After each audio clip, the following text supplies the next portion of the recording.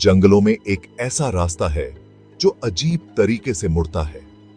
ये एक ऐसा टारमैक है जिसके बारे में लोग फुसफुसाते हैं, क्योंकि कभी-कभी रात को कुछ ऐसा स्टीयरिंग व्हील थाम लेता है जो कभी ड्राइव करने के लिए नहीं था।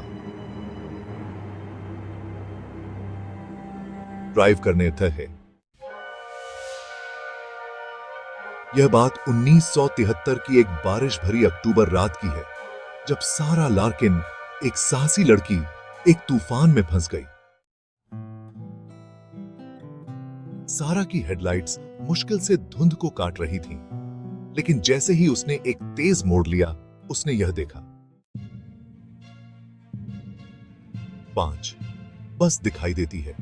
एक बस, वह किस्म की बस जो सालों से अबैंडन्ड हो, जो आपने शायद ही कभी देखी हो। सारा अपनी जिज्ञासा के चलते अपनी गाड़ी को धीमा करती है और बस को ध्यान से देखने लगती है। 6 दरवाजे में खड़ा आकृति। सारा का दिल धड़कने लगता है और एक ठंडी हवा महसूस होती है। वह यह सोचती है कि क्या उसने बस में किसी को देखा। 7 चेतावनी। फिर सारा ने सुनी वह आवाज, धीमी, लगभग फुसफुसाते हुए, मुझे मत पकड़ना।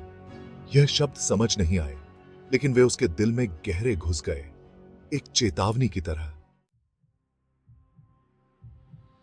एक फ्लैश। सारा ने मिरर में देखा। बस चलने लगी। यह नहीं होना चाहिए था।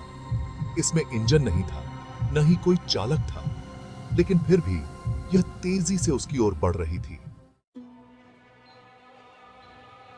सारा का दिल डर से भर जाता है जैसे ही वह तेजी से गाड़ी चलाती है, लेकिन जैसे जैसे वह दौड़ती जाती है, बस हमेशा पीछे रहती है।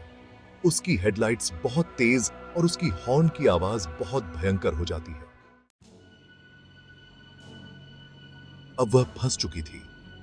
बस ने उसका पीछा किया था और अब वह उसकी गाड़ी के ठीक पीछे आ खड़ी हुई थी। साया ने एक हाथ उठाया और सारा की ओर इशारा किया, और फिर वह हवा ठंडी हो गई, मानो वह सब कुछ से पुराना था। फिर कुछ नहीं। अगली सुबह उसकी गाड़ी सड़क के किनारे मिली, खाली। सारा का कोई पता नहीं चला।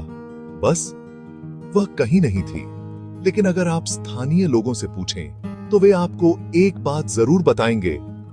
अगर कभी रात में अकेले जंगलों में ड्राइव करते हुए तुम्हें बस दिखाई दे, तो सारा को याद करो और उस चेतावनी को याद करो। उसका पीछा मत करना। धन्यवाद। अगर आपको यह कहानी पसंद आई हो तो लाइक, सब्सक्राइब और बेल आइकन दबाना न भूलें। और याद रखिए, रात में अकेले सड़क पर न जाएं।